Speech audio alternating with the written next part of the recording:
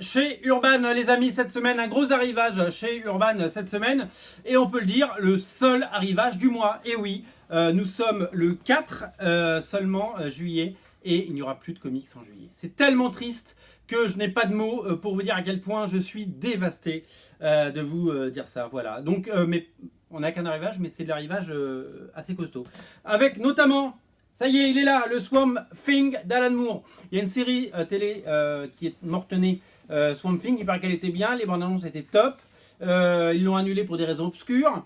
Et du coup, ça a été l'occasion de ressortir du Swamp Thing. Donc on a le volume 1 de Swamp Thing par Alan Moore. Alors moi, vous le savez, je ne suis pas le plus grand fan d'Alan Moore de la Terre, puisque je trouve que c'est très bavard et c'est pas toujours fabuleux. Il y a des choses fabuleuses, hein. Le Killing Joke, Watchmen, mais voilà, moi je fais partie de ceux qui sont... J'adore Tom Strong par exemple, mais j'aime pas tout.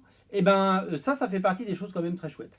Le Swamp Thing d'Alan Moore a cette particularité d'avoir un je ne sais quoi qui le rend vraiment plus qu'attachant et vraiment culte surtout. C'est Steve Bissette qui dessine et c'est Alan Moore qui scénarise, plongé dans l'univers vraiment fou et démentiel d'Alan Moore et de Swamp Thing à la fois. Ça c'est vraiment culte. Il y aura 3 volumes a priori et ça va être une intégrale qui va faire date. Et je pense que il vous le faut dans votre collection. Voilà. Alors quand on parle de Swamp Thing, il y a la semaine dernière il est sorti un one shot. C'est le Swamp Thing de Bernie Wrightson en noir et blanc. Magnifique réédition absolument parfaite du Swamp Thing du génie Bernie Wrightson, dessinateur de Frankenstein notamment, vous le savez, Frankenstein le monstre est vivant, et un album scénarisé par Len Wein qui a vraiment que des qualités. Voilà, ça c'est vraiment un trésor de la bande dessinée et c'est vraiment quelque chose à découvrir. Voilà, donc les deux sont disponibles. Si vous ne savez pas quoi lire, lisez du Swamp Thing.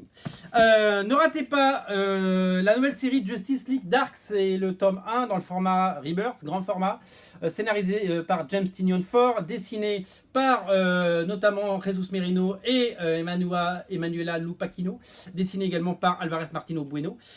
Très bien dessiné. Une série qui avait bien marché en VO chez nous. Et une autre version avec évidemment Swamp Thing, vous l'avez compris. Des très belles couvertures et un récit avec cette Justice League Dark qu'on devait voir au cinéma mais qu'on n'est pas prêt de voir au Cinoche. Mais pour l'heure, je vous conseille vraiment cet album. Toujours dans la même collection, ne ratez pas le tome 2 de Clark Kent Superman par Brian Michael Bendis avec bien entendu Ryan Sook au dessin, Patrick Gleason qui maintenant passe chez Marvel et Yannick Paquette. C'est toujours très bien dessiné. Et la version de Bendis de Superman est très agréable à lire, il faut l'avouer. Moi, je suis très critique quand je lis du Superman, mais là, c'est très fluide, c'est très bien. Bendis, c'est quand même un gage de qualité, c'est toujours très bien. Rayon des rééditions, ne ratez pas le deuxième tome de Justice League intégrale, époque New 52, donc l'époque avant Rebirth. Avec Jeff Jones au scénario et des dessins magnifiques de Ivan Reis notamment. Voilà, deuxième intégrale, la première était signée Jim Lee. Souvenez-vous. Qu'est-ce que je peux vous dire? Fable en intégrale, c'est le volume 7. Fable, c'est la série de Bill Willingham, notamment dessinée par un dessinateur que j'adore parce que c'est le dessinateur de Death. La deuxième mini-série, c'est le fabuleux Mark Buckingham qui a fait du Peter Parker Spider-Man, qui a fait plein de choses dans sa vie. Et c'est l'occasion de redécouvrir Fable dans un format vraiment hyper intéressant et à petit prix. Et voilà, une très belle collection, très grand format, une série vraiment cultissime à lire. Toujours dans la catégorie Rebirth, ne ratez pas le 4e tome de Deathstroke Rebirth. Le premier est absolument génial, j'avais adoré. Christopher Priest aux manettes et toujours Carlo Pagaluian au dessin. Le premier tome était très bien. J'ai pas eu l'occasion de lire la suite, je vais pas vous mentir, mais j'avais beaucoup aimé le premier tome qui permettait de vraiment appréhender ce personnage avec vraiment beaucoup d'intérêt.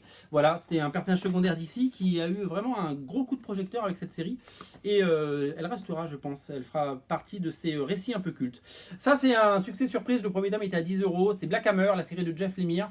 3e tome, la série continue de très bien marcher, continue de cartonner et je vous invite, si vous aimez cet univers, cette création de Jeff Lemire, je vous invite vraiment à continuer cette série.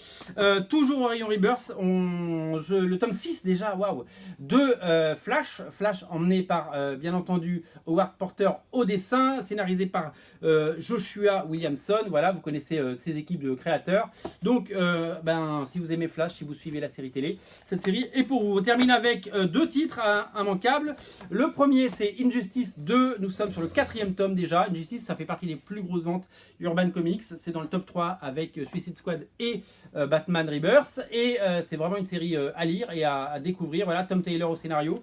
Il a vraiment fait ses classes sur ce titre et il l'a rendu génial. Et on termine par le coup de cœur de la semaine. C'est Death or Glory, la nouvelle série de Rick Remender. Dessiné par Bengal, le français, et à seulement 10 €. Voilà, j'avais le doigt dessus. 10 € seulement, c'est très chouette, c'est très beau, ça a cartonné en VO chez nous, et c'est enfin disponible, et ça ne coûte que 10 € jusqu'à la fin de l'année, jusqu'au 31/12/2019. Voilà, les titres à 10 €. Il faut les prendre tant qu'ils sont là. Voilà pour les titres de cette semaine, de ce mois-ci chez Urban. Vous avez plein de choses à lire, je vous recommande les Swamp Thing, ils sont là, et je vous recommande Death or Glory. Salut!